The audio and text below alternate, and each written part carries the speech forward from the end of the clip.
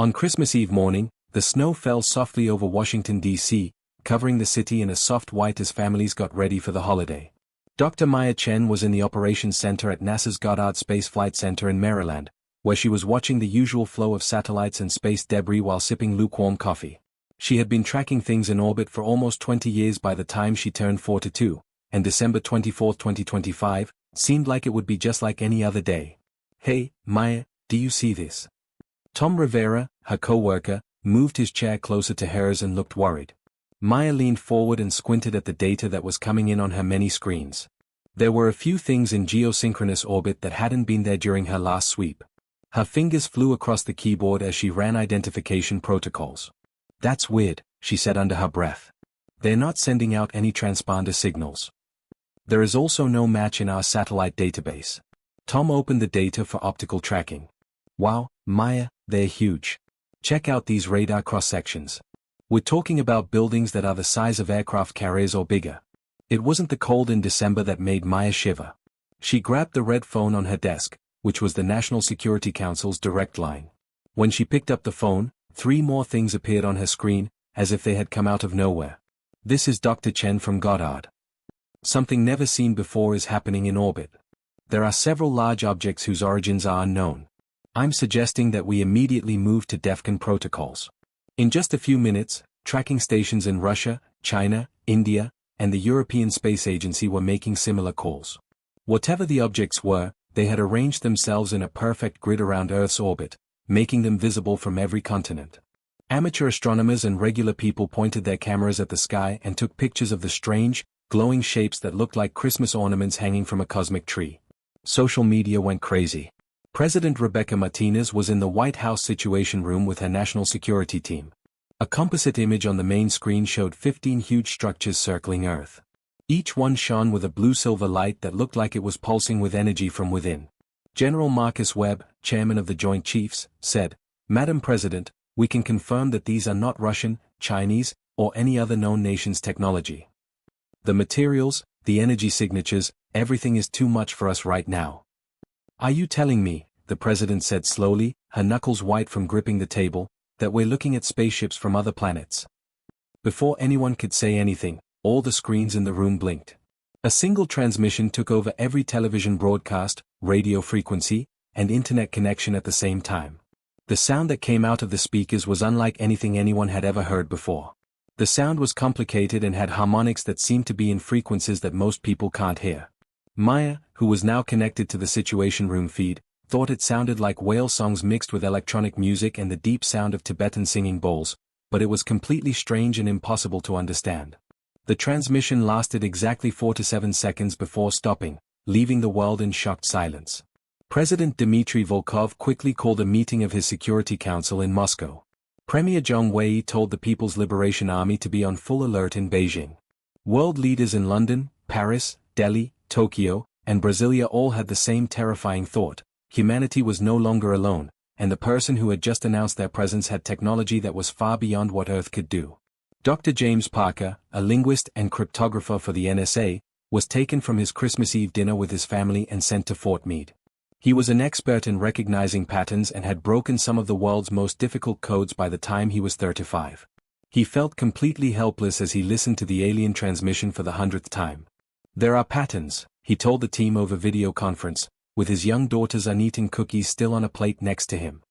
"Repetitions that point to structure, maybe syntax. But the basic building blocks, or phonemes, don't match up with anything in human language.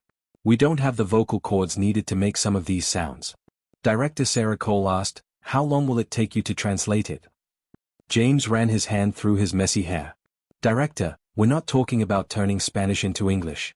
We are making a Rosetta Stone from scratch, with no shared point of reference. It could take months, even years." "We might not have years," she said with a frown. When night fell over the Americas and Christmas morning broke in Asia and Europe, the things in orbit started to move. At first, they slowly descended from geosynchronous orbit to a lower altitude, tightening their grid around Earth. People all over the world were scared. People fled inland, and highways in Los Angeles were clogged. Millions of people in Mumbai went to temples to pray. Looters took advantage of the chaos in Sao Paulo while the police tried to keep things under control. For 12 hours, Maya Chen had been at her post. Her team had been watching the alien ships closely, trying to guess what they were going to do next. The information was bad. Each ship moved into a position where it could see major cities and military bases directly. Tom said what everyone else was thinking: they're getting ready for something. The question is, what? The second transmission came at 11:47 p.m. Eastern Time on December 24th. This time, things were different. Along with the strange sounds came pictures that were sent directly to every screen on Earth that could receive them. The pictures showed Earth from space, and it was a beautiful blue. Then they showed cities burning and landscapes that were scarred. The message was clear, even though it was rude. It was a threat. President Martinez felt sick to her stomach as she watched the pictures. Other leaders around the world were seeing the same thing and coming to the same conclusion. Even though they didn't know the exact terms yet, humanity was being given an ultimatum. What none of them knew yet was that this misunderstanding would be the first of many, and that humanity's response to this cosmic threat would be as chaotic, uncoordinated, and stubborn as humanity itself had always been. It wasn't going to be a big diplomatic first contact. It was going to be the strangest standoff in the history of two civilizations. As the international date line crossed over to Christmas Day 2025, families gathered not to celebrate but to be afraid.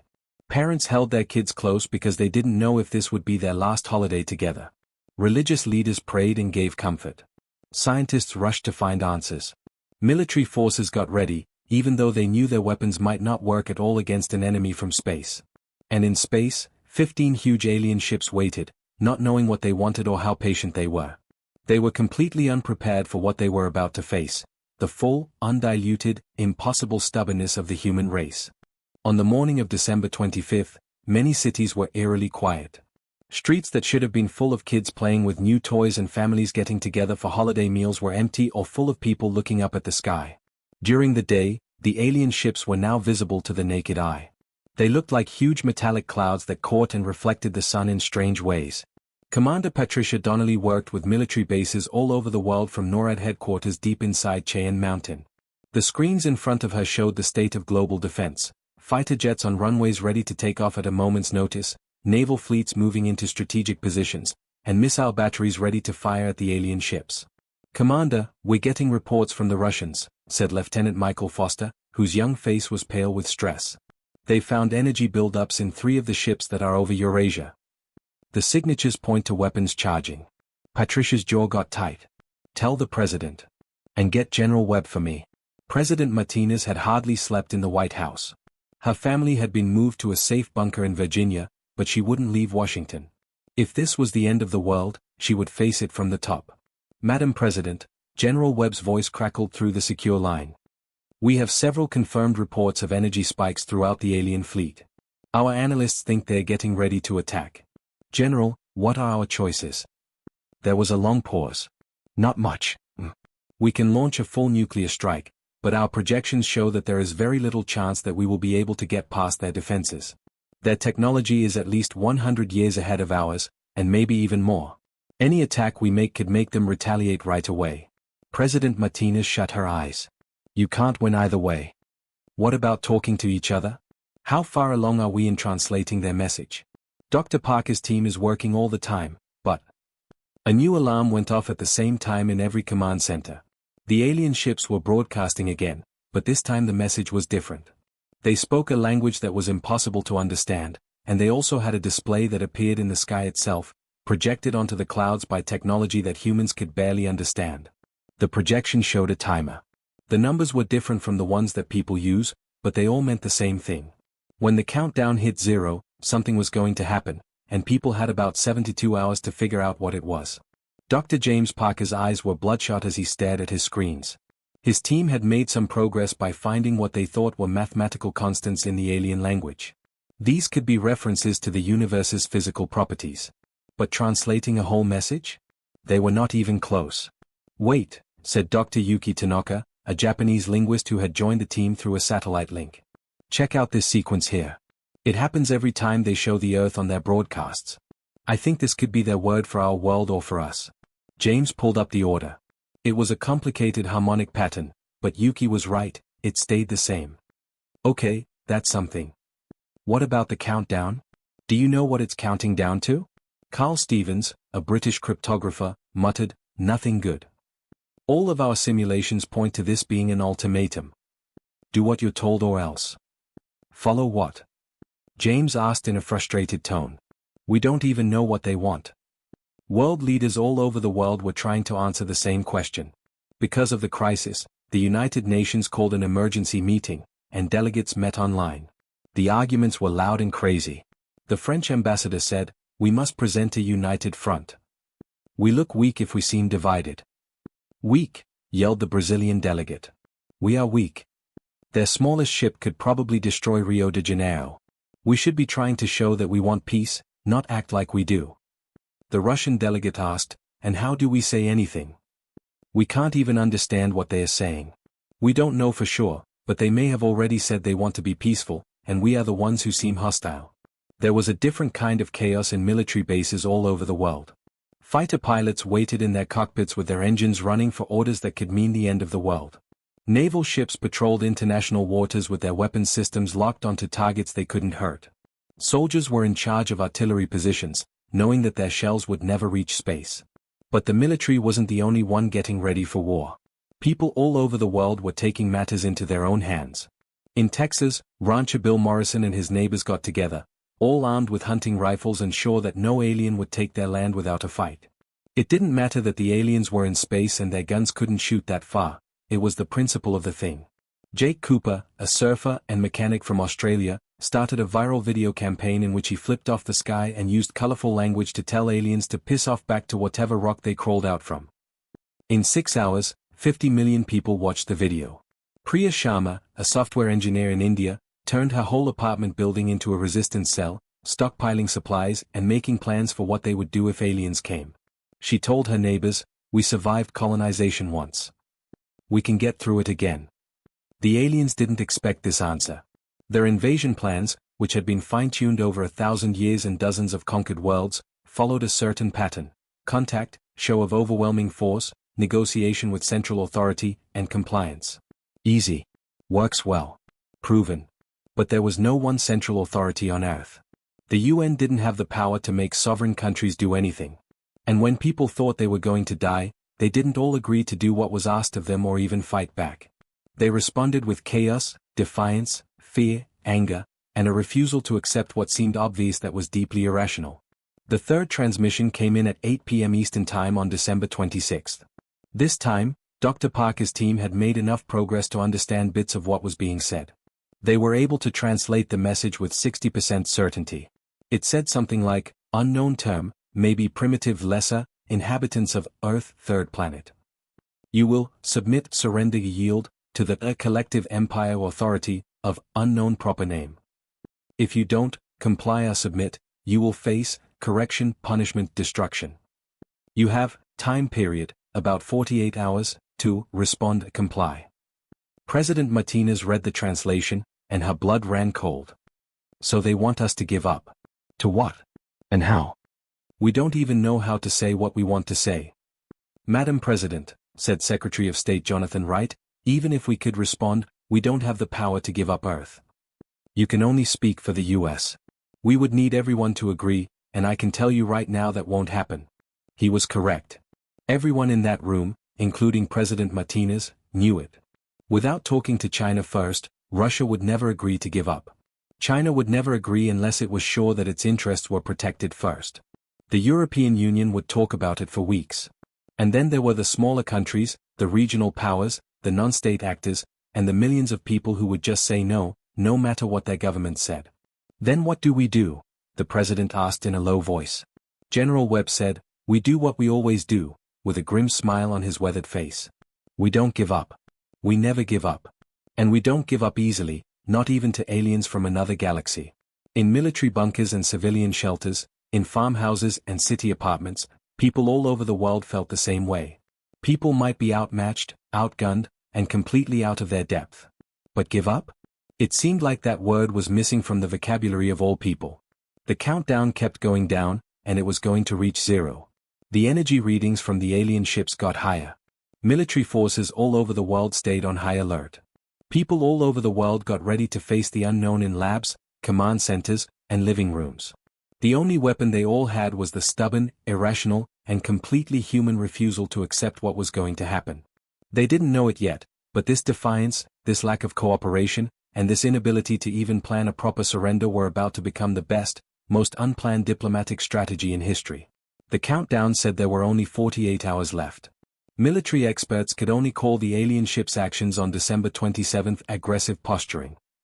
They dropped down to a lower orbit, which brought them close enough for people to see the different structures on their hulls. The ships were huge, each one stretching for miles. Their surfaces were covered in what looked like geometric patterns that glowed with the same blue-silver light. President Martinez called an emergency meeting with the heads of state of the G20. The video call was a disaster from the start. President Martinez said firmly, "The United States cannot and will not give up. We don't even fully understand what they are asking for, and I can't speak for all of humanity." President Volkov's face was stone-like on the screen as he said, "Russia does not yield to threats. Our people have been through worse than an alien invasion. We made it through Napoleon and Hitler. We will get through this." "This isn't about pride," yelled Premier Jong. "This is about the future of our species. We might want to think about." "Think about what?" asked Prime Minister Elizabeth Hartley of the UK. "Give up? To who? What do you want?" "We don't even know what they want other than some vague idea of giving in." Prime Minister Raj Mehta of India said, "My analysts think they want Earth's resources. But I agree, we can't just give up our independence because of bad translations and threats." Carlos Mendes, the president of Brazil, shook his head in anger. "We're fighting while the clock is ticking. We need a single answer." "Then what do you suggest?" asked Chancellor Friedrich Wolf of Germany. "That we write a surrender document that we can't even give to them? We don't know how to get messages to their ships." He was right. After 48 hours of trying to communicate, humans still didn't have a sure way to send messages to the alien fleet. Every radio frequency, every attempt to communicate by laser, and every signal sent into space seemed to disappear into silence. As world leaders fought, Dr. Parker's linguistics team made a big step forward. Dr. Tanaka found a pattern in the alien transmissions that hinted at a protocol, or how the aliens wanted responses to be structured. "It's like a handshake in computer networking," she said with excitement to the team on their secure video call. "They send a signal and expect a certain signal back to make sure they got it and understood it. We've been trying to send them complicated messages, but maybe we just need to send them the right simple message first." "What kind of answer?" James asked. "I think they are waiting for a binary response. Yes or no. Agree or disagree. But here's the thing," she pulled up a spectrographic analysis. "The way they've set up their countdown, they think the answer will come from one source. One world, one answer. They don't get that we have 195 countries, thousands of cultures, and billions of people with their own wants and needs." James felt like he was going down. "So they are waiting for a response we can't give because we can't agree on what to say, and even if we could, we have no way to speak with one voice." Exactly. The countdown reached 24 hours. The energy levels on the alien ships were at dangerous levels.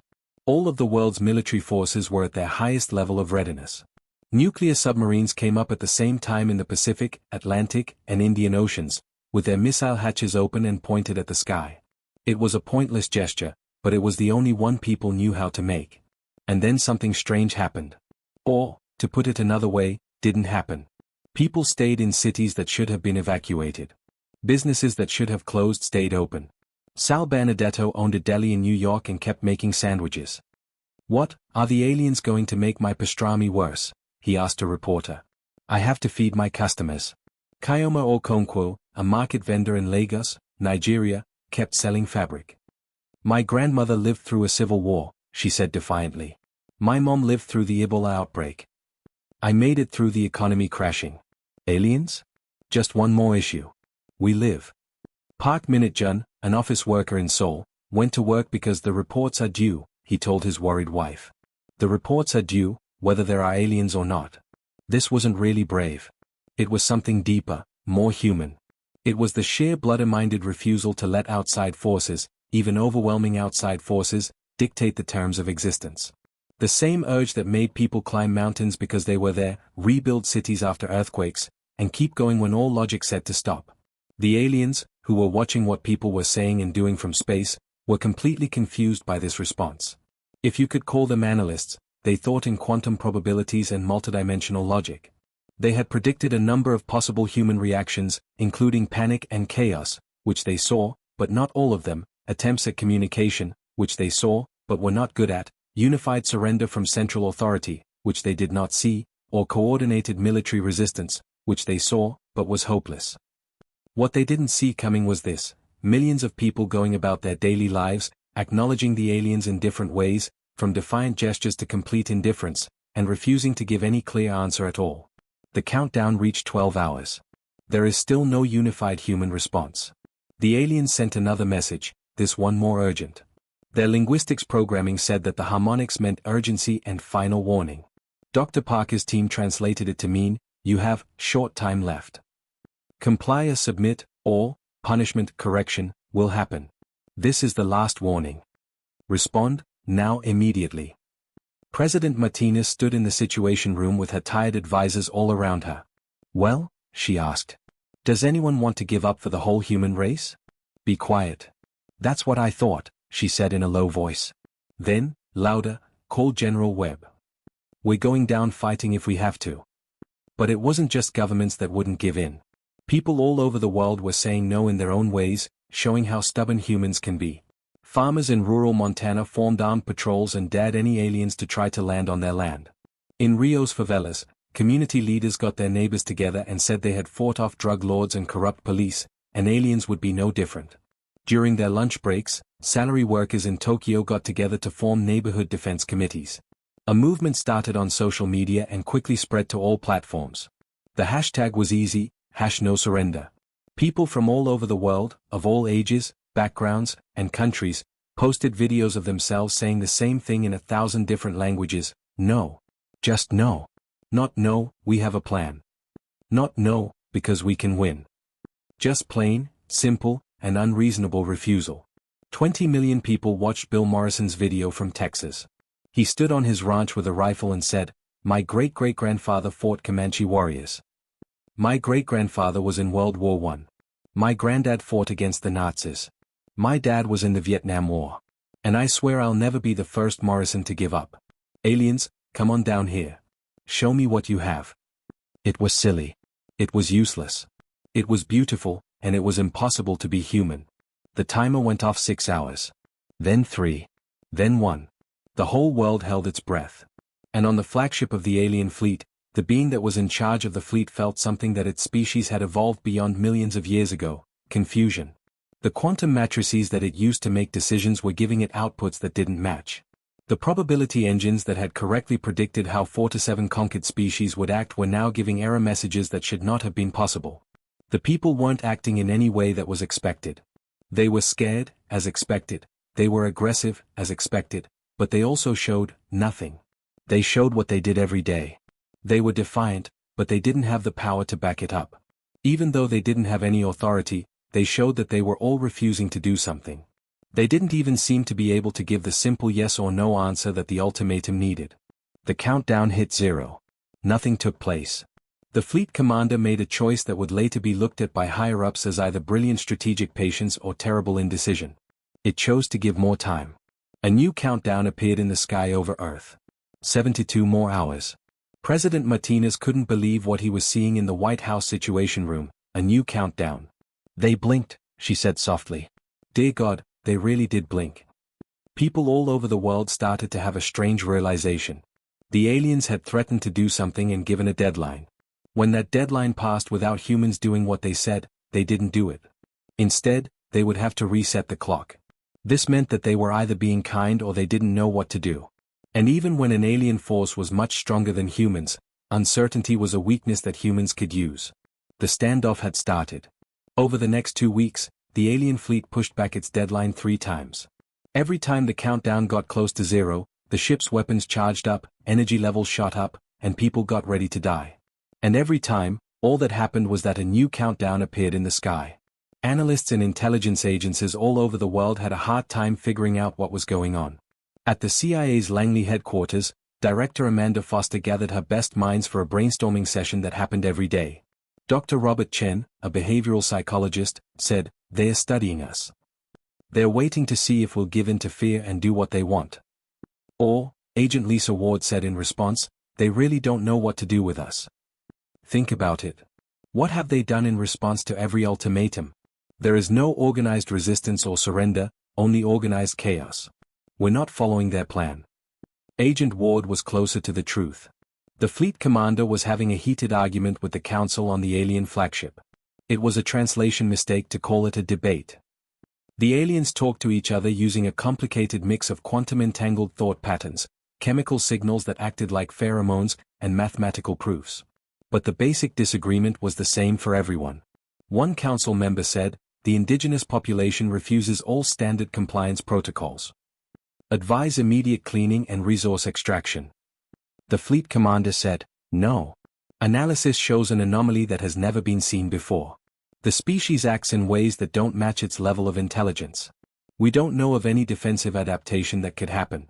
The aliens were having trouble with something they had never seen before, people acting together in a way that didn't make sense. All the species they had met before used some kind of unified decision-making, like hive minds, democratic consensus, or autocratic rule.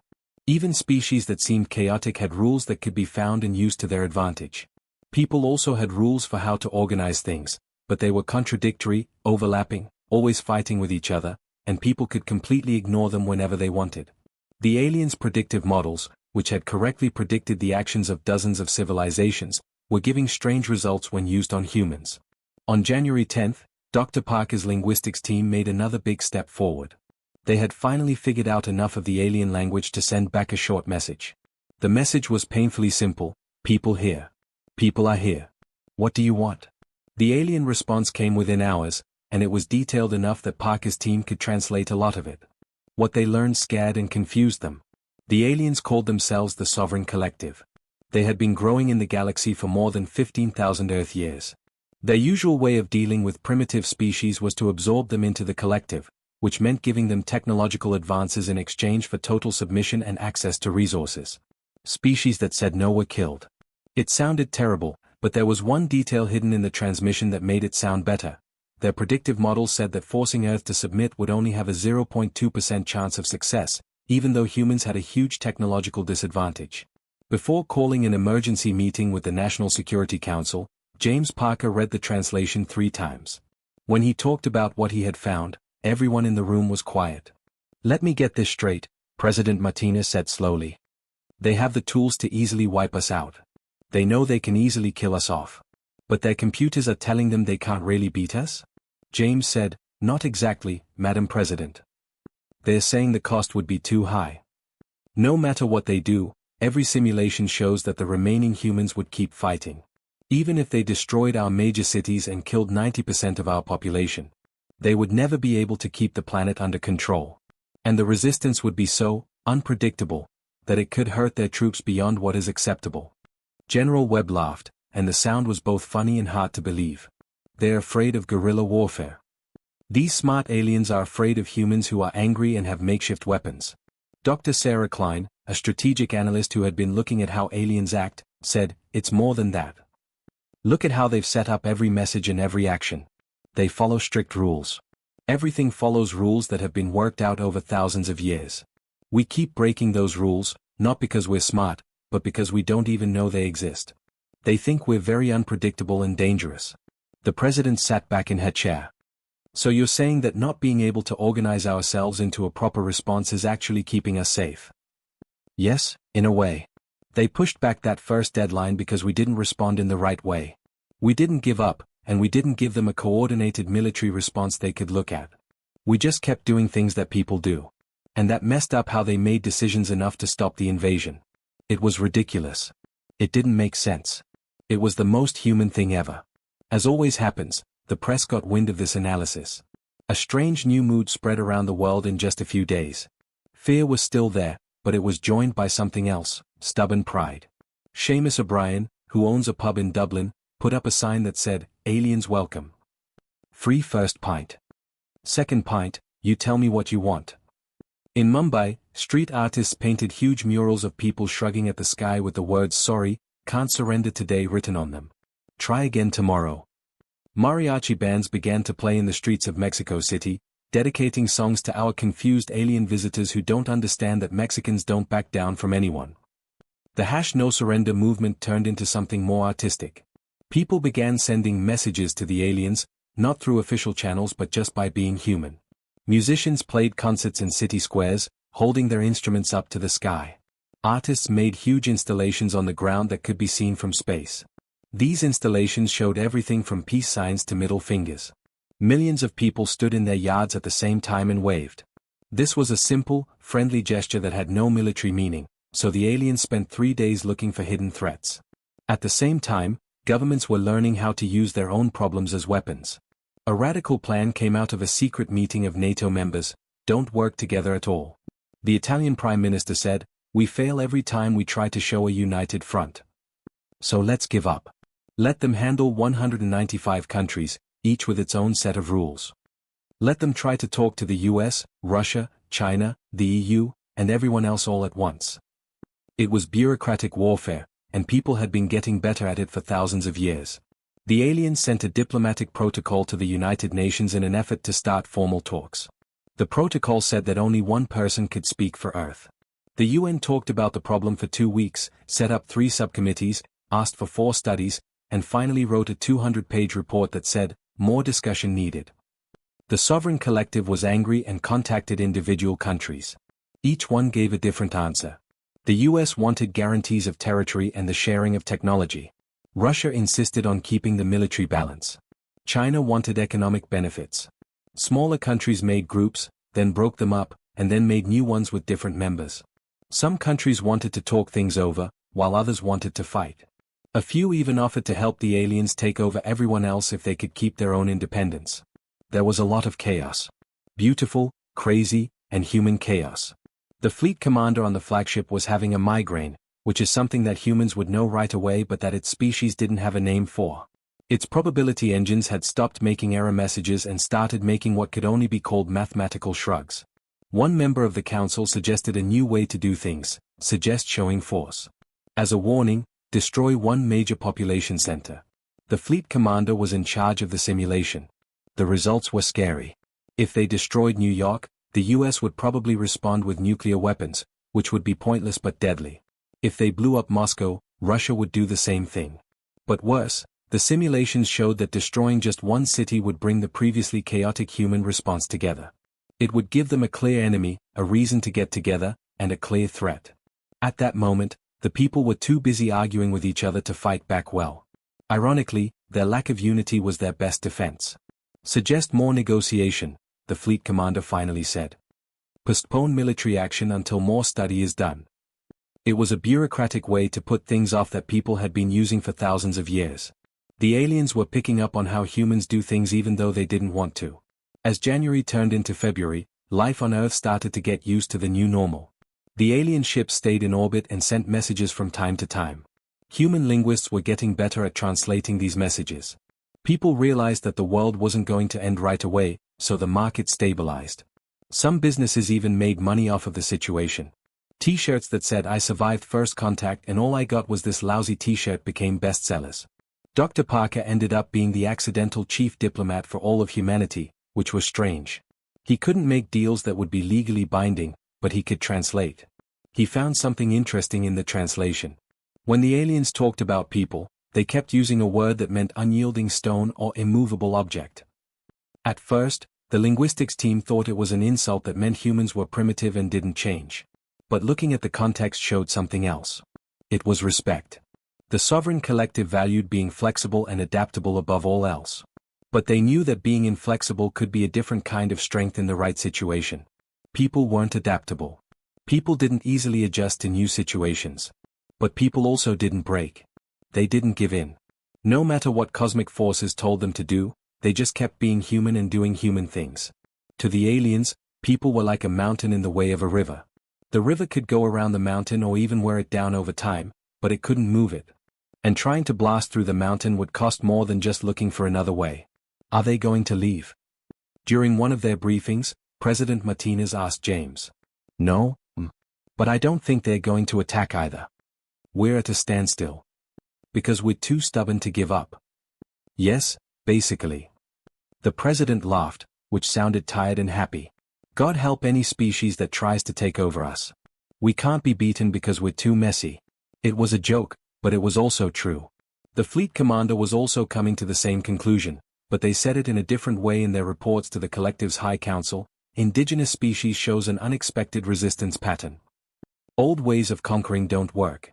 Suggest a different way to do things. The stage was set for what would become the strangest diplomatic solution in the history of the galaxy. It wasn't because of a brilliant plan or a brave sacrifice, but because humans just couldn't do what they were told. The 14th of February, 2026. Day of Love. A day when people usually celebrated love and connection. This year, it became the day that everything changed, but not in the way anyone thought it would. The fleet of aliens had been in space for 7 weeks. People had gotten used to a strange routine, going to work, paying bills, and raising kids, all while 15 huge alien warships hovered above them. Psychologists said that people are very good at making even the strangest situations seem normal. People just got used to it after the first panic. Couples in Buenos Aires went to restaurants for romantic dinners and sometimes looked up at the alien ships that could be seen through skylights. Teenagers in Toronto went to school, whined about their homework, and talked about who was dating whom. Threats of an alien invasion were not as high on their list of worries as final exams. In Bangkok, street vendors sold alien-themed souvenirs to tourists who thought that if the world was going to end, they might as well see it while they could. The fleet commander's detailed reports were sent to the Sovereign Collective's High Council, which is located in a star system 340 light-years from Earth. The council was confused in a way that could only be described as institutional. They had taken over 4 to 7 worlds. They had taken in 63 different types. They had gotten rid of 12 others who didn't follow the rules of the collective. But they had never seen anything like people before. The indigenous population has social structures that are at odds with each other, the fleet commander's report said.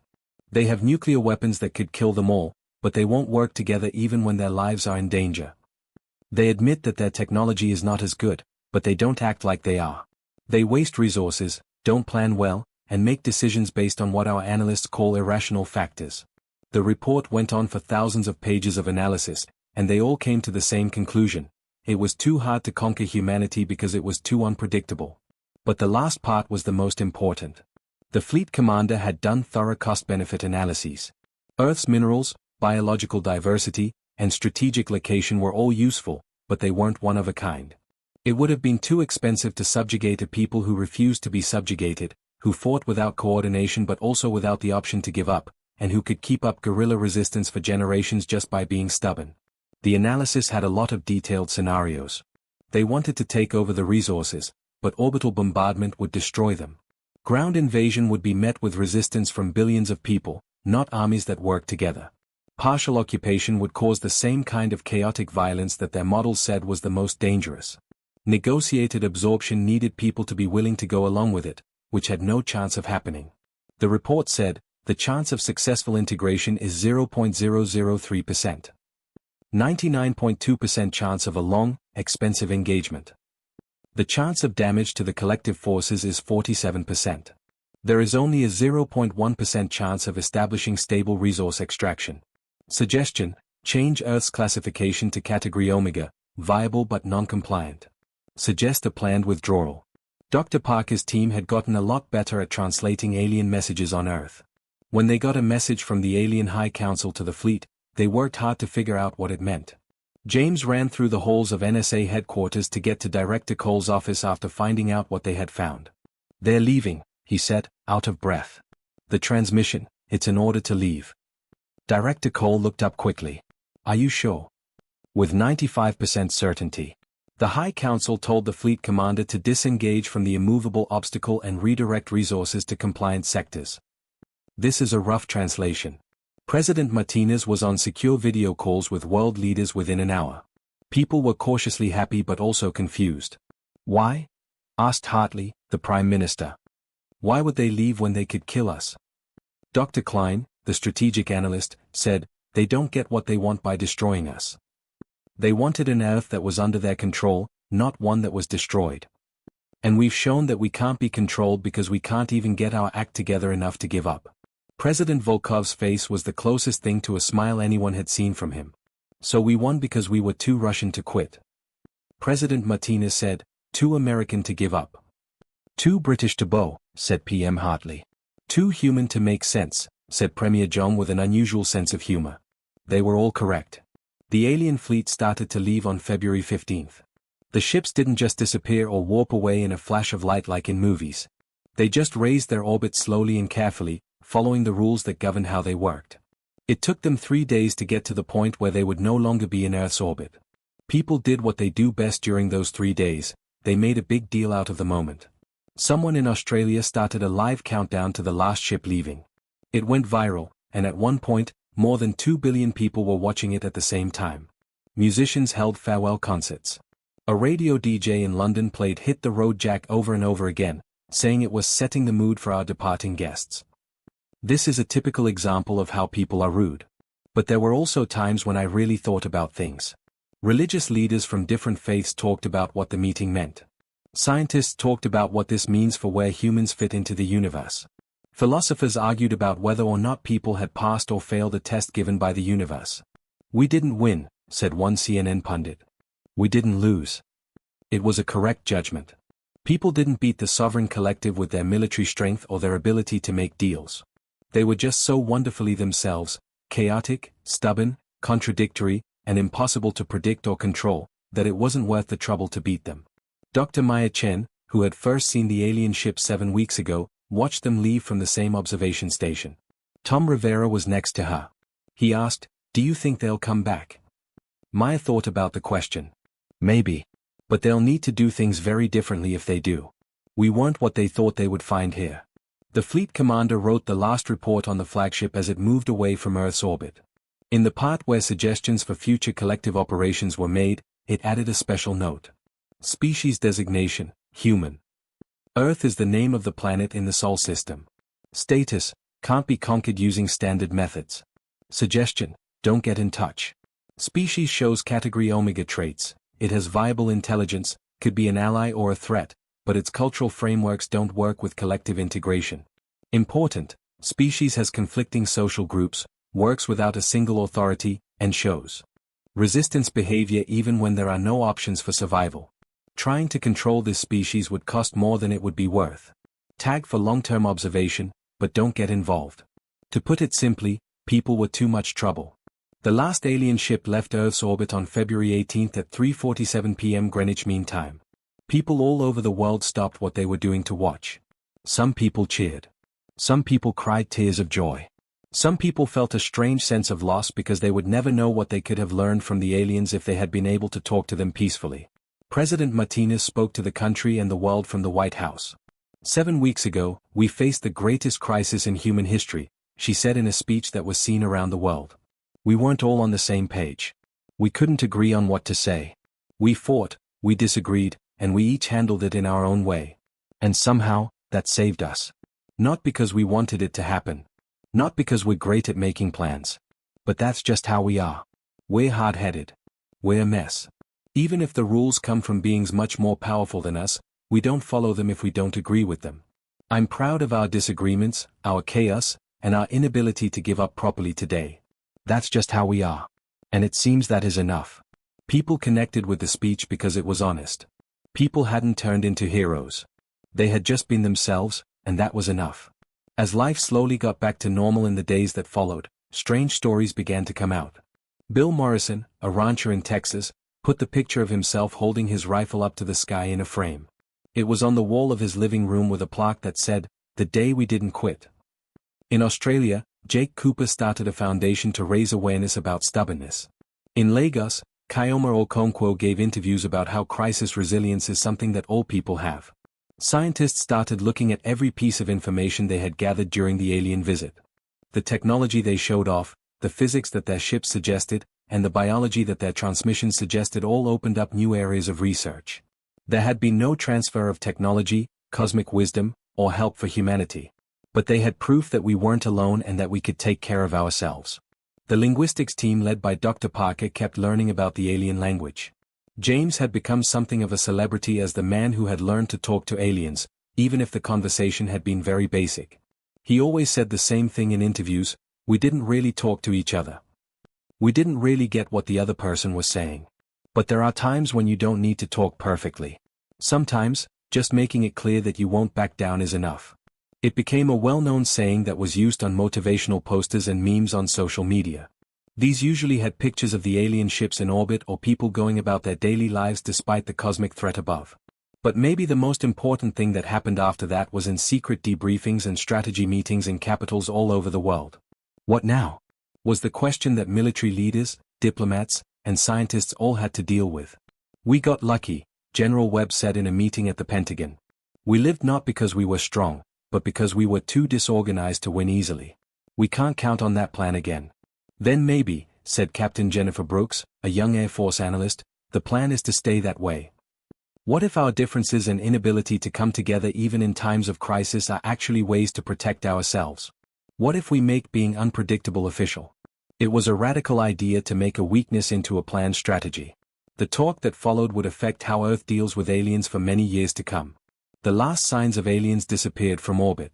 The ships were no longer there. But they had left something behind. The knowledge that people were part of a bigger galactic community and the belief that people could deal with that community on their own terms. The stars, which had always seemed so far away and uncaring, now seemed a little closer. The sovereign collective fleet was traveling at speeds that made light look slow, and it carried a message that would spread across the galaxy: Earth was off limits. Not because people were strong. Not because they were ahead of the curve. But they were, in the most basic sense, impossible to beat. You couldn't predict, control, or make them do what you wanted. They could only be who they were. And it seems that was scary enough. March 2026. The world was still there. Every morning, when people woke up and looked out their windows to see that there were no alien warships in the sky, they were surprised by that simple fact. Life went on, but it was different. People lived in a way that had changed them deeply after 7 weeks of existential crisis. There was a special meeting of the United Nations in Geneva. All of the member countries sent representatives, and for once, the debates weren't about land disputes or economic sanctions. They were about the same question: what now? Nigeria's Secretary General Amora Okoro started the session with words that will be remembered for a long time. We survived not by becoming one humanity, but by being many humanities. We need to make a choice now. Do we learn from this or go back to how things were? As expected, the answer was complicated. President Martinez was in the Oval Office going over reports from all the intelligence agencies. She noticed one folder in particular. It had the title Sovereign Collective, Analysis of Galactic Power Structures. The CIA, NSA, and a group of scientists had been putting together everything they could figure out about the aliens based on how they acted, what they sent, and what they had decoded of their language. The picture that came out was both interesting and scary. Dr. Klein said during a briefing that the Sovereign Collective seems to be just one of many galactic powers. Our research shows that there are at least 3 other big civilizations or federations in this part of the galaxy. The collective wants to grow, but it does so carefully. They follow rules and procedures. But not everyone might. So we got the nice ones? General Webb said with a smirk. Yes, in a way. The collective warned us, set deadlines, and tried to talk us into something. Another civilization might have just taken what they wanted or killed us without talking. President Martinez felt a chill. Which means we should be ready for future contacts that might not be as formal. That's right, Madam President. People were talking about the same things in every capital city, including Moscow, Beijing, London, Delhi, and others. The truth was starting to sink in. Earth was now a known place in the galaxy. The Sovereign Collective would tell everyone about humans. Other alien civilizations might come for reasons that humans can't even begin to understand, such as curiosity, hostility, or something else. Dr. James Parker became famous without meaning to. The linguist who had helped people talk to aliens, even if it wasn't perfect, was now in high demand around the world. He was wanted to give lectures at colleges. Governments wanted him to give advice. He was wanted by the media for interviews. He met Dr. Yuki Tanaka in a Washington, D.C. coffee shop. She had flown in from Tokyo just for this meeting. Yuki said, "We need to make a formal protocol," as she stirred her cappuccino. Not how to give up or how to fight, but how to be ourselves in a way that makes sense to aliens. James raised an eyebrow. That's not true. Being ourselves and making sense? We don't understand each other, and we don't even understand aliens. That's right. So we need to make our nonsense able to be translated. We need to let alien civilizations know that chaos is a part of who we are, not a problem. That's how we take in information. That our inability to come together is, in fact, a sign of strength. It was the start of what would become the Institute for Interspecies Communication, an international project to learn not only about alien languages but also about how to make humans understandable to non-human intelligence. People all over the world were dealing with the experience in their own ways. Bill Morrison from Texas began holding stubbornness seminars at his ranch. Most of the time, they were just excuses to drink beer and barbecue, but there was a real sense of pride. We didn't give up, he'd tell anyone who would listen. Everyone said no, whether they were rich or poor, American or not. That means something. In Lagos, Chioma Okonkwo had become a leader in her community. She set up programs in her neighborhood to help people become more resilient, teaching them the survival skills she had learned during the crisis. But she also talked about hope. She told a group of kids at a local school, the world didn't end. So no matter what problems we have, remember that people survive. We always make it through. Jake Cooper in Australia used his viral video fame to raise awareness about mental health. In a YouTube video that got 15 million views, he said, "Everyone's got anxiety now. We all thought we were going to die. Now we have to deal with the fact that we didn't. That's a strange thing in its own right. Have a conversation. Don't give up on taking care of yourself." The effect on the economy was huge. During the crisis, the stock markets crashed, but they came back with surprising strength. Industries related to space were booming all over the world. Private companies raced to make better detection systems, telescopes, and satellites. Next time aliens came to visit, people wanted to know ahead of time. There was more investment in SpaceX, Blue Origin, and their Chinese and European competitors than ever before. Within months of the fleet's departure, there were serious plans for permanent lunar bases, not as scientific outposts but as early warning stations. There was more work to colonize Mars. It was easy to see why. Don't put all of humanity's eggs in one basket on another planet. Different religious groups reacted in different ways. Some people thought that the visit from aliens was a test from God that people had passed. Some people saw it as proof that God made more than just Earth. Some people couldn't figure out how to make their cosmologies fit with the clear proof that intelligent life exists outside of Earth. Many people found comfort in Pope Francis's words, "The universe is vast, and God's love is even bigger." The fact that there are other planets in our universe doesn't make us less important, it makes us understand how vast God's creation really is. Mosques, temples, synagogues, and shrines all over the world have had similar reconciliations. Faith changed, as it always did, when new information came to light. But not everyone was able to deal with what happened next. Therapists all over the world said that anxiety disorders were on the rise. People who had stayed calm during the crisis fell apart afterward because the stress finally caught up with them. Support groups formed to help people deal with the last 7 weeks, which had been completely unreal. A psychologist in Seattle named Dr. Rachel Morrison, not related to Bill the Rancher, came up with the term post-contact stress syndrome, which has become popular in clinical settings. It wasn't exactly PTSD, but it had some of the same symptoms, like intrusive thoughts, being overly alert, and having trouble accepting that the threat was gone. She wrote in a paper that became required reading in psychology programs, "People lived for 7 weeks with the thought of being killed. Now they're having a hard time getting back to normal life because they know that normal is a fragile idea. We all know that things can change in an instant." The political landscape changed in ways that no one saw coming. During the crisis, nationalism grew as countries went back to old ways of doing things. But after that, a movement against it started. Youth activists wanted more after seeing their leaders argue while alien ships flew above them.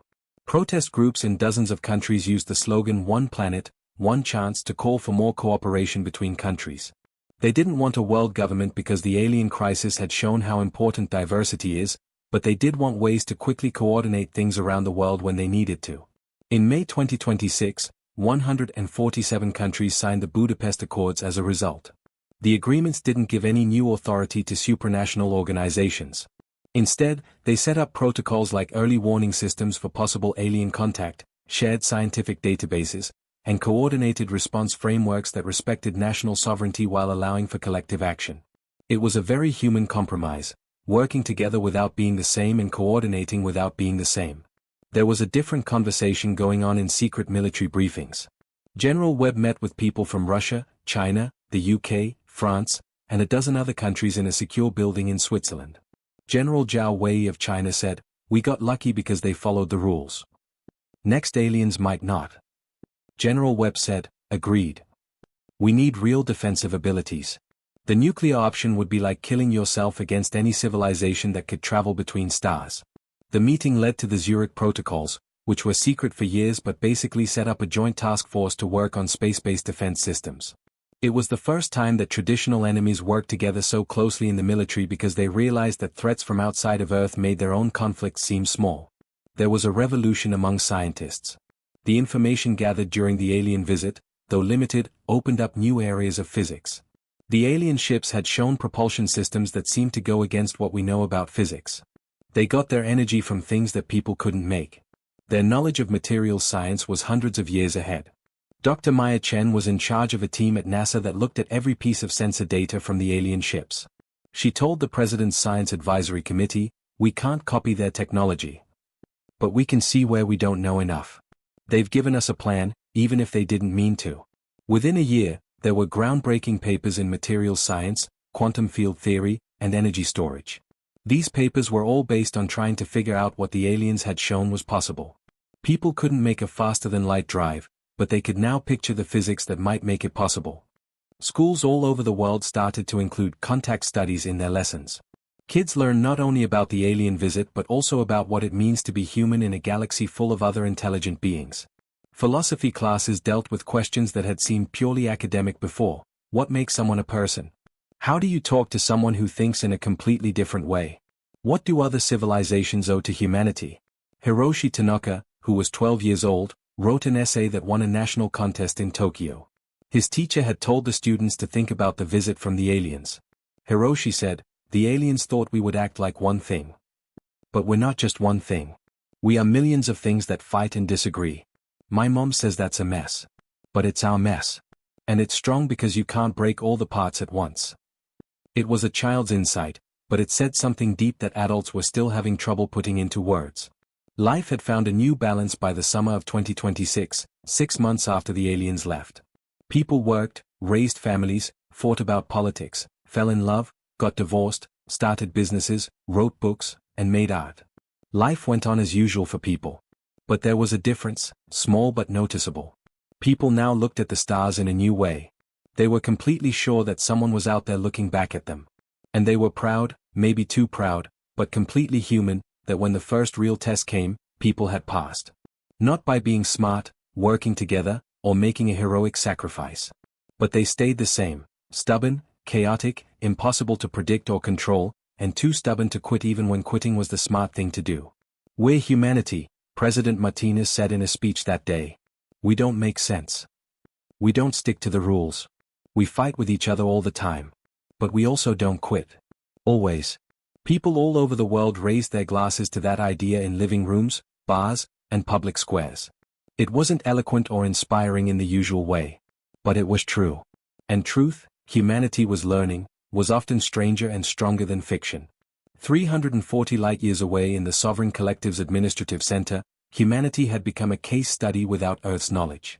Strategic planners, behavioral psychologists, or their alien counterparts, and expansion coordinators from all over the collective were looking over the fleet commander's report on the Earth incident. Junior Analyst Xelot, which is a rough translation of a name that was really a complicated mathematical function, looked over the Earth files for the 100th time. Xelot was part of the collective's strategic planning division, which was in charge of finding the best places to expand and possible threats. According to standard measures, the Earth classification didn't make sense. Level of technology, basic. Military power, very low. Moderate value of resources. Expected resistance, low. Real resistance, a disaster for conquest protocols. Xelot wrote a report that would be passed around in collective networks for decades, Humanity, a study in chaos theory applied to civilization. The main idea was revolutionary for a society that valued order and predictability. Some systems are inherently unpredictable because of how they work, not because of missing information.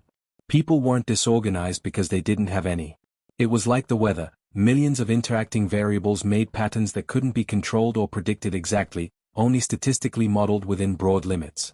Recommend reclassification, Xelot's report said. Humanity should be classified as a category Omega plus civilization, technologically rudimentary yet strategically sophisticated due to intrinsic systemic unpredictability. Advise against all contact until humanity develops sufficient technology to make alliance beneficial or until they pose active threat requiring military response. The collective's High Council accepted the recommendation. A formal notice went out to all collective vessels and allied civilizations, Sol System, Third Planet, designated off-limits for standard expansion protocols. Reason Code, indigenous population demonstrates non-standard resistance patterns. Conquest cost exceeds value threshold. In galactic terms, Earth had been labeled, too much trouble. But the Sovereign Collective wasn't the only civilization that took notice. The Harmonious Assembly, a federation of 17 species bound by shared philosophical principles of order and beauty, intercepted the collective's reports. Their representatives met in a constructed world designed for perfect aesthetic pleasure, crystalline structures growing from an ocean of liquid light, each wave mathematically optimized for visual appeal. The bipeds of Earth interest me, transmitted Ambassador Quirrell, a being whose species communicated through color-changing skin patterns. They resist order not from malice but from nature. This is fascinating. Fascinating and potentially dangerous, replied Ambassador Thrum, a silicon-based intelligence. If they cannot be ordered, they cannot be predicted. Unpredictability is chaos. Chaos is antithetical to harmony. The Assembly decided on a wait-and-watch approach. Earth would be observed from a distance but not contacted. The risk of introducing chaos into their carefully balanced civilization was too great. The Void Collective, on the other hand, was a mysterious group that even other galactic civilizations didn't know much about. They were especially interested in the fact that humans existed. The Void Collective didn't expand through conquest or diplomacy. They grew by assimilating other species into a connected consciousness. Humanity's stubborn individualism, their absolute refusal to conform even to each other, made them perhaps the only species in the galaxy completely immune to assimilation. You couldn't absorb minds that refused to sync even with their own kind. The Void Collective marked Earth's location and moved on. Some species couldn't be taken. Better to focus resources elsewhere. Back on Earth, humanity remained blissfully unaware that they'd become galactic gossip. But they were starting to think that the Sovereign Collective wasn't the only civilization in the universe. Dr. Parker's team at the Institute for Interspecies Communication had noticed patterns in deep space radio signals. Nothing conclusive, nothing they could decode, but there were structured signals from multiple directions, each with different mathematical signatures. We're hearing at least 4 distinct possible alien civilizations, James reported to a classified NSA briefing. Maybe more. The signals are weak and probably not meant for us, but they are there. The galaxy is busy, and we're the new neighbors that no one knows what to do with. That evaluation would turn out to be very correct. Something strange was picked up by Earth's Deep Space Monitoring Network in September 2026. A small probe, no bigger than a car, came close to the solar system. The technology signatures didn't match those of the Sovereign Collective. This was something different. They told President Martinez right away. The probe's path would take it close to Earth, but it wouldn't go into orbit. It looked like it was meant to be watched, not interacted with. Is this the first contact again? The president asked tiredly. Do we scramble fighters? Send a message of welcome? Forget it. Dr. Klein looked over how the probe acted. Madam President, this looks like spying. Someone is looking at us. I bet that a lot of civilizations are now interested in these crazy people who made the Sovereign Collective back down, since word seems to have gotten around. The probe got as close to Earth as it could get, about 2 million kilometers away, which is about 5 times the distance to the moon. It stayed in that position for 3 hours, probably scanning, and then sped away at speeds that broke what we know about physics. In the next 6 months, 2 more probes came, each from a different direction and using a different technology. They both watched Earth and then left without trying to make contact. People were being studied. The realization was both humbling and a little annoying. They were like animals in a cosmic zoo, interesting to look at but not yet worth talking to. General Webb said with dry humor at one Pentagon meeting, at least they're not shooting at us. But not all of the attention was just watching. In February 2027, exactly 1 year after the Sovereign Collective left, Earth got its first message from a source that wasn't part of the collective. The message came through the radio, which was advanced enough to get through Earth's atmosphere but simple enough for people to hear. And most importantly, it was in English, or at least a mathematically derived approximation of English that was clearly based on intercepted Earth broadcasts. The Institute's Dr. Parker's team was the first to get it. The message was clear: hello, people of Earth. You are now known. Your nature is surprising. We offer an observation pact. You grow on your own. We are interested in what we see. No interference. If you agree, please respond. Signal acceptance. This frequency is broadcasting a mathematical proof of Fermat's last theorem. James looked at the translation. They want us to show that we're smart enough to not get involved. Do they want a math test? At least it's not an ultimatum, Yuki said, but she looked just as confused as he did. The message caused a lot of arguments. Some people said that people should respond, talk to each other, and form an alliance. Some people said that any response would draw more attention, and wasn't the whole point to be left alone? President Martinez called another international meeting. The talks went exactly as planned, there was no agreement. France wanted to respond right away. Russia told people to be careful. China suggested waiting to see if other civilizations also made contact before making a decision. Brazil suggested sending a reply that was vague enough not to mean anything. In the end, a group of mathematicians and astronomers made the choice on their own. They showed proof of Fermat's last theorem and solutions to other math problems on TV, basically saying, yes, we know math. Yes, we agree to your observation pact. Please leave us alone to grow now. There was no answer, but the probe stopped coming. It seems that the test had been passed, and humanity had passed, or at least, not failed badly enough to need more help. 2 years after the first contact, in 2028, Earth had settled into an uneasy awareness. There were many civilizations in the universe. Those civilizations now knew about people. And, strangely enough, humanity's reputation seemed to be acting as a shield. Dr. Klein wrote a paper for Foreign Affairs that had a huge impact. Deterrence through chaos. Earth's accidental defense strategy said that the best way to protect people wasn't weapons or alliances, but their own unpredictability. She wrote, we can't be conquered because we can't organize well enough to be conquered quickly. We can't be assimilated because we won't even get along with each other. People can't ignore us because we're too loud and too stubborn. We're like a porcupine in space, not very scary, but too annoying to deal with. The paper was controversial, but it struck a chord with people who had seen their governments mess up first contact. Maybe being messy wasn't a bad thing. Perhaps it was Earth's best line of defense. This way of thinking had an effect on how Earth developed space. Instead of forming a single planetary government or a unified space force, countries worked on their own space programs that were in competition with each other. The chaos was planned this time, it was a feature, not a bug. Private businesses also got involved. Plans for Elon Musk's Mars colony moved forward more quickly. Jeff Bezos's factories in space grew in number. Chinese space stations got bigger. Russian bases on the moon grew. There were a lot of European science outposts. From an alien's point of view, it must have looked crazy. Dozens of separate human groups all working on their own space projects, competing with each other and sometimes working together, but with no central organization. But that was the point. There was no central infrastructure to attack, so you couldn't do much damage to humanity's space infrastructure. You would have to deal with hundreds of different groups, each with its own leaders, goals, and refusal to give up. The first alien tourism controversy broke out in 2029. A probe from a civilization we don't know about parked itself in orbit for 6 months and clearly watched how Earth changed. Some countries were against the invasion of privacy. Some people tried to talk to each other. Some business people began selling observation packages, which were carefully chosen groups of human culture sent to the probe. The probe eventually left without responding to any attempts to communicate. But it had been there long enough to see people fight over whether it should be allowed to watch, which was probably more useful than any curated package could have been. The event led to the Vienna Accords of 2030, which set rules for how to deal with alien sightings. The rules were predictably complicated and had a lot of exceptions, which showed how hard it was to reach an agreement between different groups. But they were there, which was a step forward. People were learning how to be themselves on a cosmic stage, and they were finding out that being themselves, chaotic, argumentative, stubborn, and impossible to unify, was actually a good way to get things done. Chaos theory diplomacy became a subject of study in military academies all over the world. How do you turn disorder into a weapon? How can you use cultural diversity to your advantage? How can you use your own unpredictability to keep people from doing things?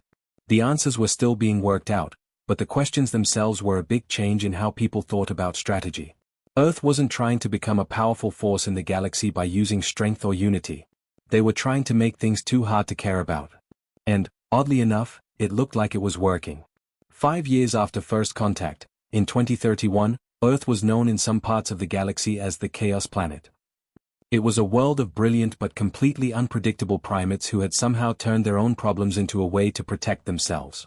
Some cultures thought it was funny. Some people found it annoying.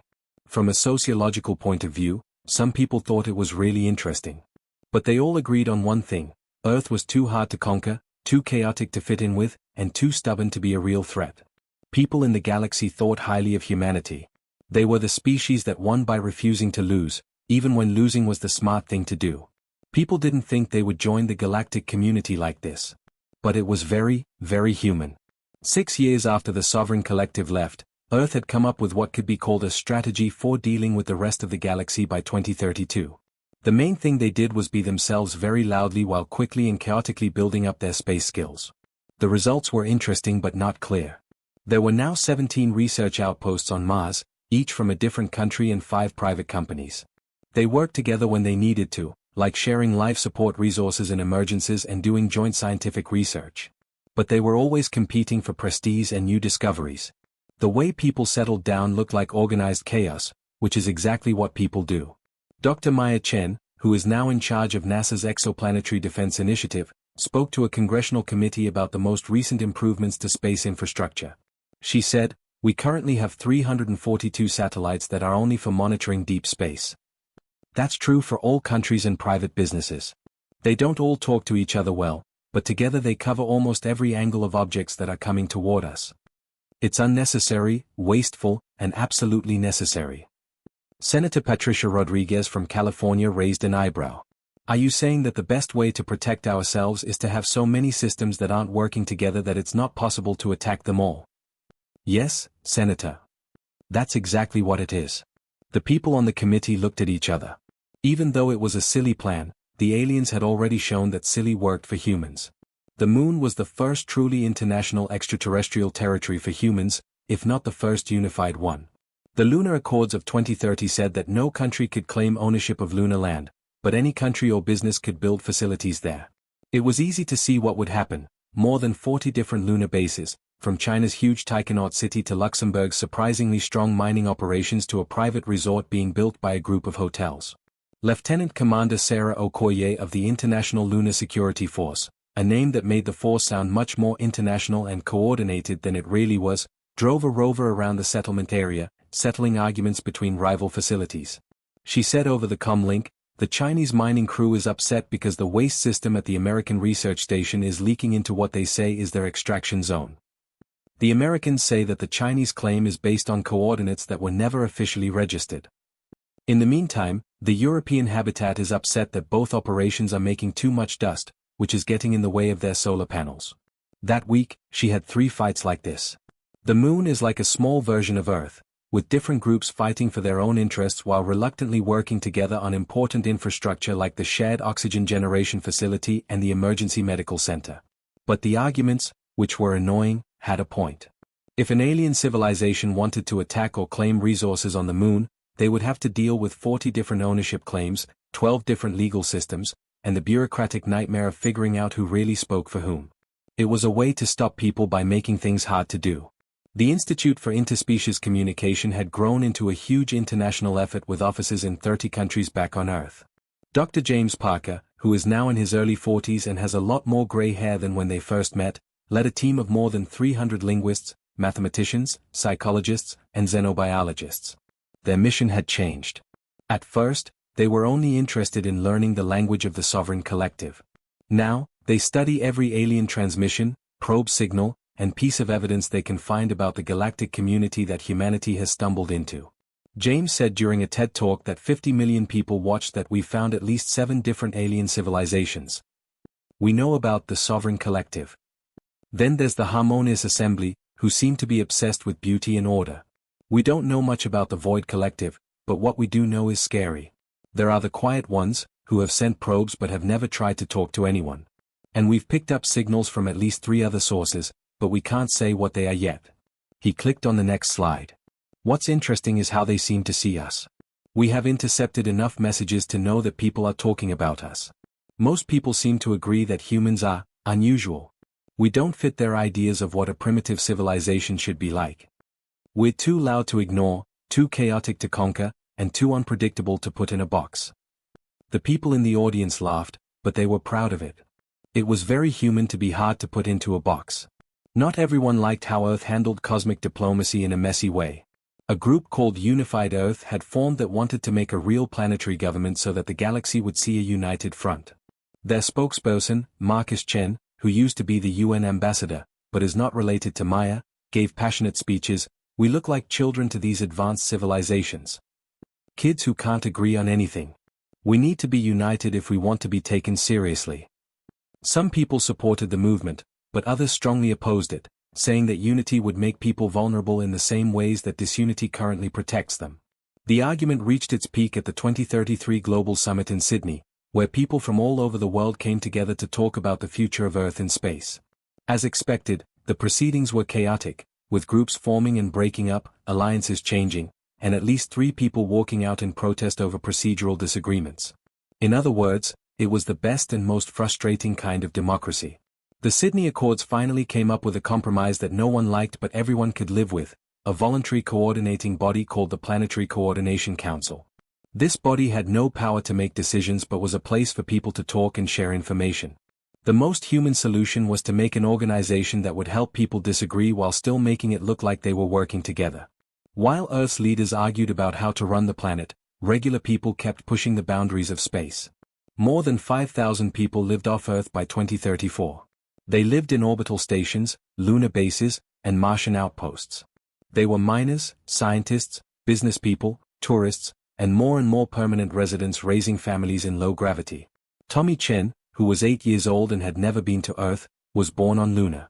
There were kids from 15 different countries in his kindergarten class. They spoke a pidgin language that mixed English, Mandarin, Russian, and Spanish, which was hard for adults to understand. His teacher, Ms. Rodriguez, asked him during a discussion about cultural identity, "Are you human or lunar?" Tommy seemed confused by the question. "I'm both. Is that not right?" It was a question that got to the heart of how people have changed over time. Did they still belong to the same species as they spread through the solar system, or were they becoming many? Would kids born on the moon feel like they belonged on Earth?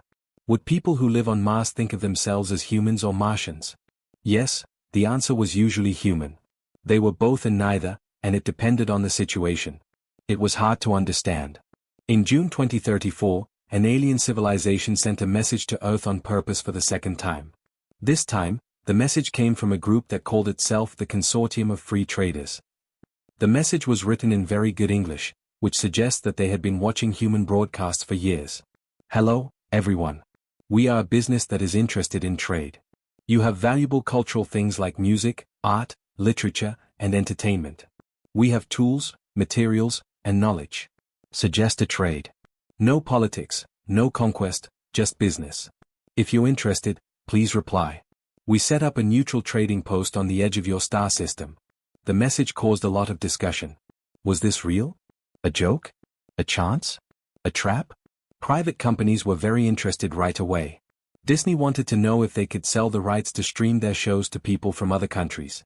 Record labels thought they could sell to billions or trillions of alien customers. Tech companies wanted to use advanced technology from aliens. Governments were more careful, but in the end they couldn't stop private companies from trying to talk to each other. Within a few weeks, dozens of businesses had sent messages to the given coordinates, offering everything from video game rights to Beatles albums to superhero movies. 3 months later, the answer came. A small trading station appeared at the edge of the solar system, about the same distance from Earth as Neptune. It sent out a public message, "Trading post now open. Send people to speak for you. We accept cultural items, rare minerals, and one-of-a-kind biological samples. We provide patterns for technology, rare materials, and information. Standard galactic business rules apply." President Maria Santos of the United States, Martinez had decided not to run for re-election after the stress of first contact, had a problem. Let private businesses talk to aliens without the government watching? Or try to control something that was going to happen no matter what? She took a middle road. Any business that wanted to trade with aliens had to register with a new agency called the Office of Extraterrestrial Commerce, give safety rules, and agree to let Earth's defense networks use any alien technology that could be dangerous. It was a compromise that gave the government less power while still keeping an eye on things. As expected, some businesses followed the rules completely, some only partially, and some completely ignored them and tried to trade in secret. In March 2035, the first group of people from Earth went to the alien trading post. The group included people from SpaceX, who provided the transportation, Warner Brothers, who provided entertainment, a group of rare earth element miners, and, for some reason, a person from Kentucky's bourbon industry. What they found was very interesting: a small station with a crew of aliens from different species, none of which were like any civilization Earth had ever met before. It seems that the consortium of free traders was exactly what it said it was: a business made up of people from different species that was only interested in making money, not taking over the world. Dr. Lisa Park, the head of the delegation, was an astronaut and entrepreneur. She sent back reports that sounded like science fiction but were backed up by thousands of hours of video. Her report said, the consortium uses a species called the Karate as neutral brokers. They're about 4 feet tall, look like fuzzy blue starfish, and talk to each other by making patterns of vibration that we're learning to understand. They don't care about politics or culture unless it has to do with business. They only want to buy and sell. The first trades were small. Earth sent over several terabytes of music, movies, and art. In return, they got patents for making advanced solar panels and information from the field of material science on how to make alloys that are stronger and lighter. It looked like both sides were happy. Word of successful trade spread quickly. In less than a year, more than 50 companies, universities, and even some governments on Earth had started trading with the consortium.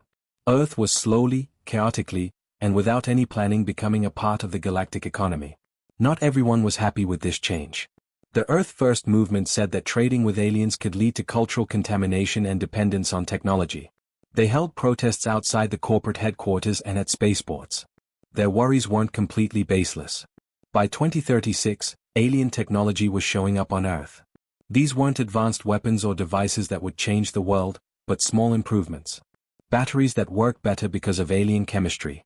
Better medical scanners that use ideas from alien biology. Methods of making materials that made products stronger and lighter. It was causing problems in the economy because some industries became useless overnight while others grew. Governments had a hard time changing tax codes and labor laws to fit economies that were becoming more and more affected by technology from other countries. In response, universities on Earth started galactic studies programs to teach students about alien civilizations, trade between species, space law, and xenolinguistics. The first group of people who would grow up seeing aliens as business partners instead of threats to their lives was going to college. Amora Okonkwo, the 12-year-old daughter of a Lagos vendor who kept her business going during first contact, wrote an essay for school in 2036 that went viral. It said, "My mom says she was scared but stubborn when the aliens came. Now that I'm older, I know that aliens are real. They're not monsters that are scary. They're just people, but they're not the same. We stay away from some people because they want to win. We trade because some people want to. Some people just watch, so we wave. We are still people. We're just people living in a bigger neighborhood now." It was from a child's point of view, but it showed how people's minds were changing. The galaxy was no longer just an idea. It was becoming real, important, and right now. After 11 years of contact, Earth had settled into an awkward but functional relationship with the rest of the galaxy by 2037. They weren't a big power because their technology was still hundreds of years behind that of more advanced civilizations. But they weren't completely helpless either. They had a bad reputation for being chaotic, they traded with other civilizations, their space infrastructure was growing, and they had the one thing that no other alien civilization could figure out how to deal with: humans who absolutely refused to fit into anyone else's categories. Science fiction had predicted that there would be a big vision of an interstellar federation. It wasn't the cosmic awakening that comes from peaceful first contact. It wasn't the brave fight against an occupied Earth. It was messy, hard to understand, driven by money, chaotic, full of arguments, and completely, totally human. And for some reason, it was working. The date is December 24, 2040. 15 years after the first sovereign collective ships came to Earth. It's Christmas Eve again, but the world is very different. Dr. Maya Chen stood on the observation deck of Armstrong Station, humanity's newest achievement. It was a huge orbital platform that was bigger than the International Space Station and was located at the Earth-Moon Lagrange Point 1. Now that she was 60, the girl who had first seen the alien ships seemed like someone from a different time. Through the observation window, she could see Earth, which was beautiful and blue, the Moon, which was close by and dotted with the lights of 43 different human settlements, and in the distance, the running lights of a cargo ship coming back from the consortium trading post with manufactured goods made from alien technology patterns. Marcus, her 7-year-old grandson, pressed his face against the window next to her. He was born on Armstrong Station and had only been to Earth twice. He thought of space as home. "Grandma, did you really see the first aliens?" he asked. He had asked this question a dozen times before and never got tired of hearing the answer. Maya grinned. "I did. They were all at once scary, amazing, and confusing. But they didn't hurt us." "No, dear. They didn't. Because we were too stubborn." Maya laughed. "From the mouths of children." Something like that. The last 15 years had changed people more than the last 100 years. Not because aliens had improved their lives or given them advanced technology for free, that hadn't happened. But everything changed for people when they found out they weren't alone. On Christmas Eve, President Kofi Mensa of the United States, who was born in Africa and elected in 2038 on a platform of cosmic unity through terrestrial diversity, spoke to the world through holographic broadcasts to every major city and orbital platform. He started with 15 years ago today, humanity learned we weren't alone. His voice had the warm authority that had won him the election. We faced that knowledge with fear, courage, confusion, and the typical human unwillingness to do what we're told. On this anniversary, I want to think about who we've become. The broadcast showed pictures of the alien fleet in orbit, the panic around the world, the standoff, and the eventual retreat. Then it showed what happened next, the lunar settlements, the Martian colonies, the trade relationships, and the slow process of becoming part of a galactic community that humanity still doesn't fully understand. "We didn't become a world government," the president went on. "We're still the same argumentative, fractious species we've always been. The difference is that we're now that kind of species on a cosmic stage. And we've learned something important: our differences, our messiness, and our refusal to fit in are not weaknesses. These things are what make us human and what make us strong." Adiz, Kayoma Okonkwo's granddaughter, watched the broadcast from New Lagos on Mars. New Lagos is a thriving community of 15,000 people from 60 different countries. She was getting ready for Christmas dinner for her crew at the terraforming facility where she worked.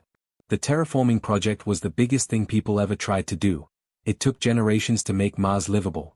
It would take hundreds of years, but people were going to do it anyway, even though they were being stubborn about it.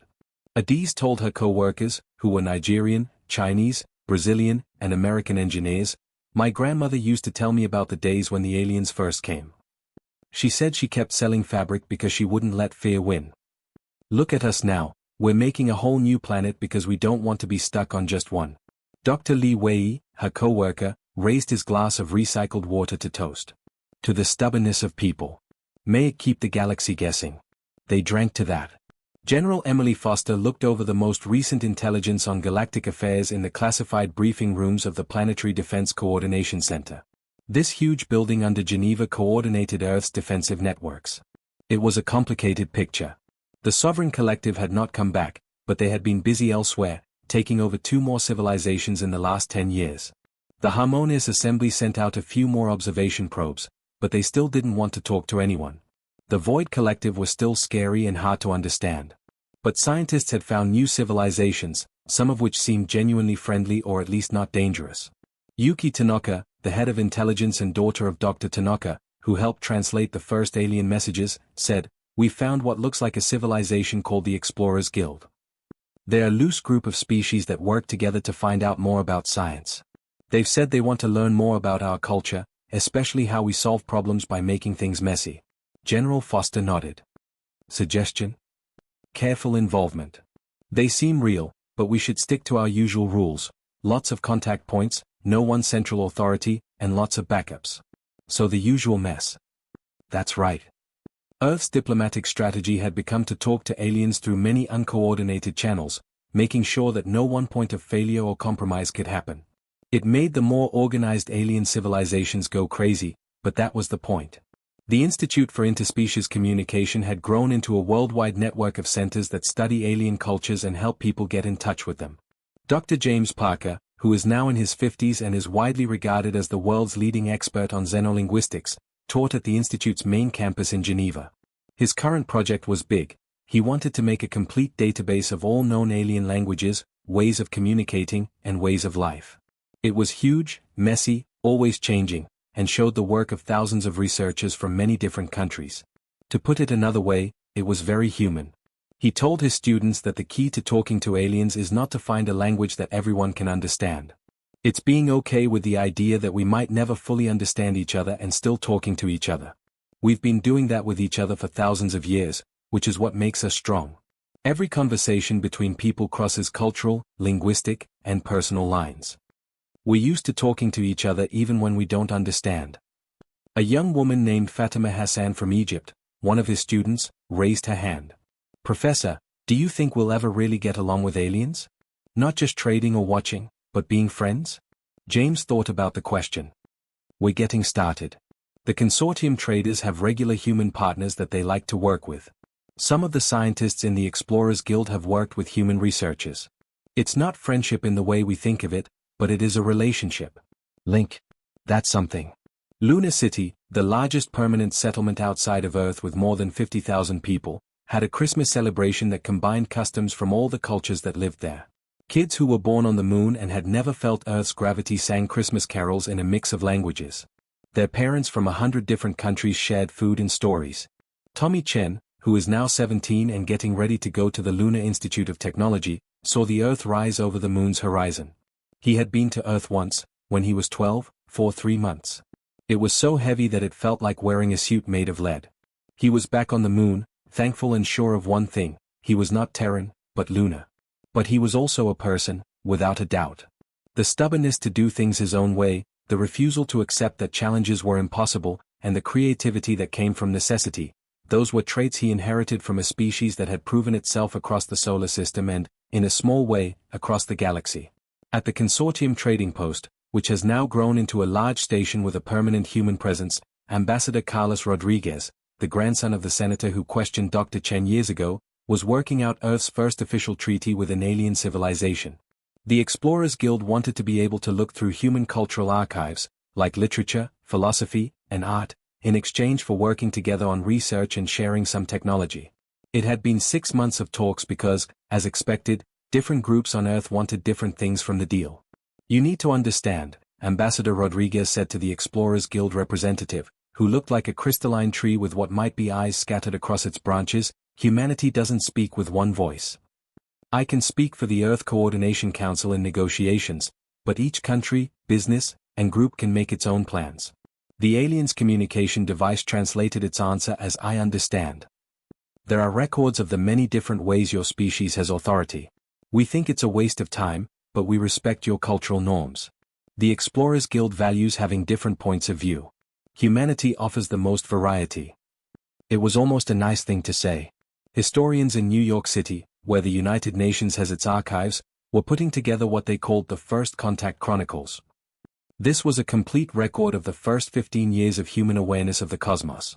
The project was huge and used information from people in every country, from every point of view, and from every experience during those life-changing years.